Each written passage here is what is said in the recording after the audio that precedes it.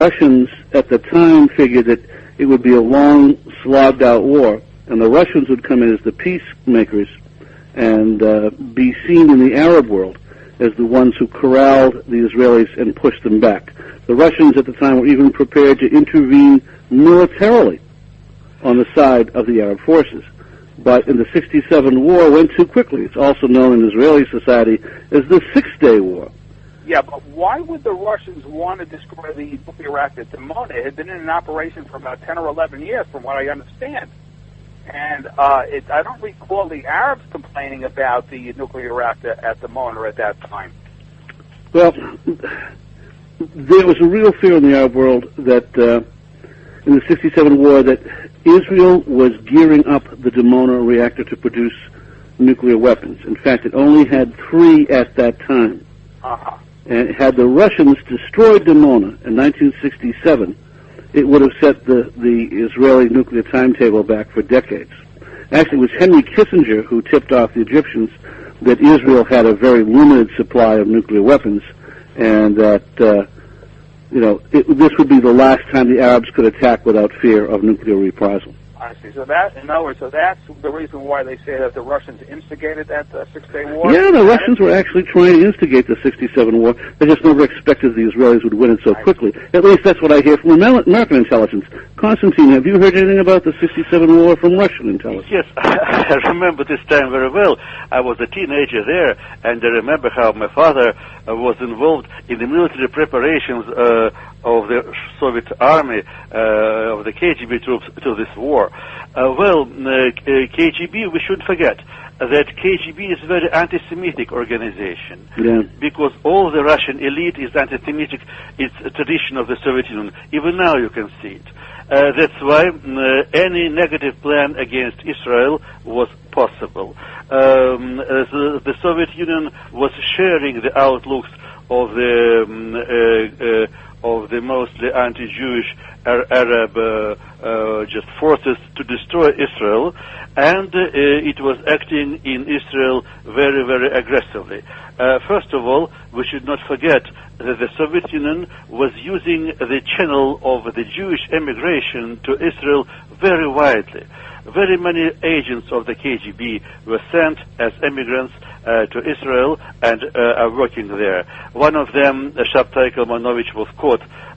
He has been recruited by the KGB of Lithuanian Republic. In fact, it was governed from Moscow. It's funny you mention Shabtai Kalmanovich, because I know that case.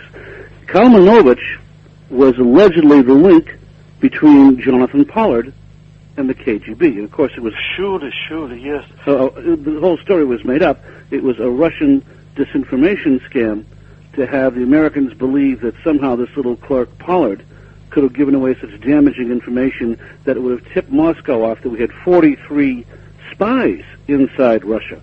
And I think 42 of them were captured and killed within the next few months. But the Pollard-Kalmanovich connection was supposedly, the way that the whole ring went down. But I talked to Kalmanovich's handler in the Mossad, and he said, this is nonsense. Everybody knew that Kalmanovich was a Russian agent. He was a cocktail party spy. Everybody knew what he was doing. And the only reason the Russians outed him was because they knew that the Mossad was planning to arrest him the next week. So Kalmanovich was thrown away by the Russians in order to implicate Pollard, because they wanted Pollard to be the fall guy, the scapegoat, to take attention away from the real Russian spies. One was the top of the CIA, the other the top of the FBI. And they went on spying for several more years while Pollard got the blame. Interesting stories. We're going to have more of them. Please, we have some of the phone lines opening up. Let's take another call. We have, I think Daniel from Brooklyn is also on the line. Daniel, how you doing tonight? Hi, how are you? Good. Good. There's another question, for your guest. That I used to follow that case a little bit, and from what I understood, that the Putin wasn't the only person that, didn't like the Litvinenko, right? There were, several people that possibly could have ordered him.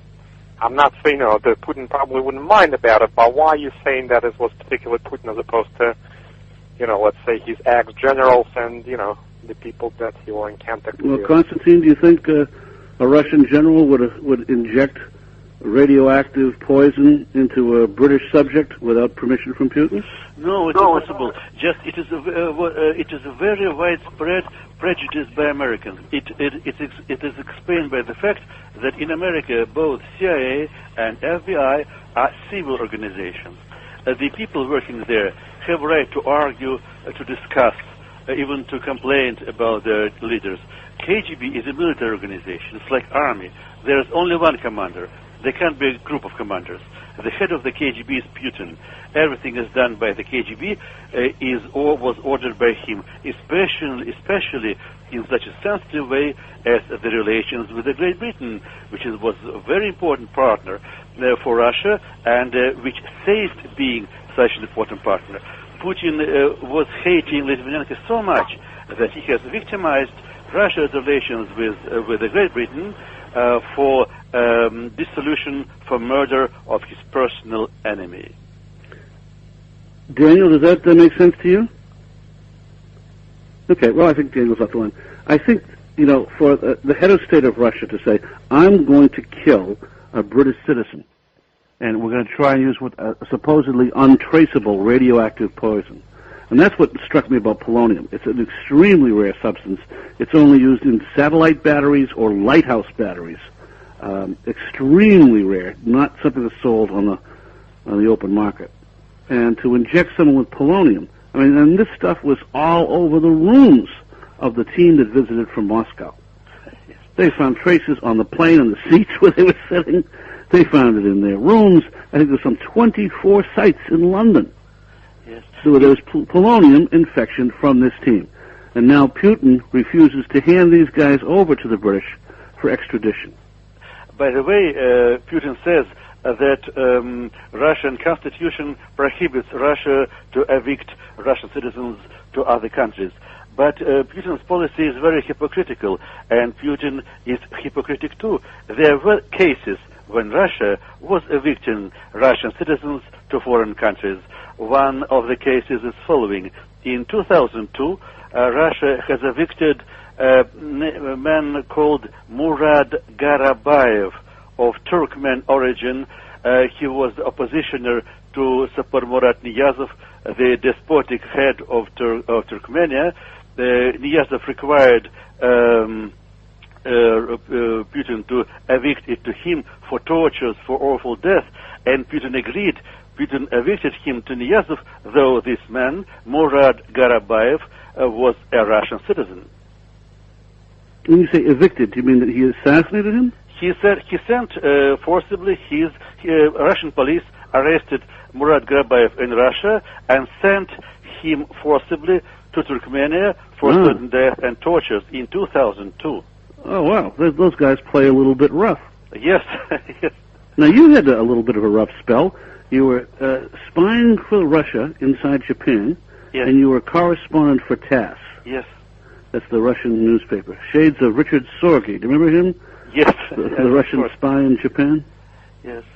Yeah, an interesting guy. He was the person that warned the Japanese intelligence service that World War II was about to break out, and the Russians dropped him as a spy, I understand it, because he informed the Japanese that they'd been penetrated by the German intelligence service.